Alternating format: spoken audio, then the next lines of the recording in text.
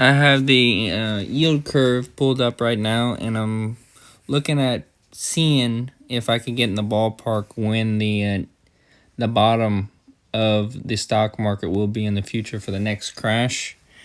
And I potentially have a date in mind using the information that we have from the inverted yield curve from the 2006 to 2008 era, and seeing how long it took before it crashed in 08. And basically when it first inverted, and it was around February of 2006, and it took about 3 years later before it reached the bottom of the stock market. And we could pull that up here with E-Trade. If we go over here to around 2009,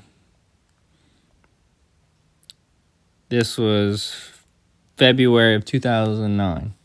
So that was 3 years after the yield curve first inverted. But if we look at where the yield curve inverted now, and let's see, we'll zoom in here. And it first inverted for 2020 in about, let's see, 0419. So right around here, around April. And that's when it first inverted. But if you add 3 years to that, that'll be April 2022. And that crash has not occurred as of yet. But if the yield curve is any indication of a future crash, it is possible that we could see one in the ballpark of April 2022. So I'll be on the lookout for that to see if that's how it occurs. But I think it's important to pay attention to the where the PE ratios are at for the S&P 500.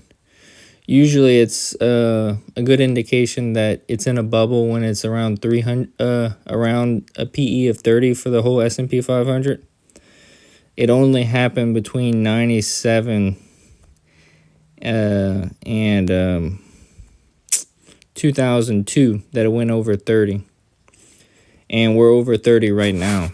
So in addition to that, we also have the long-term trend curve showing the S&P 500 at a very high expense ratio compared to even 1999 and 2007.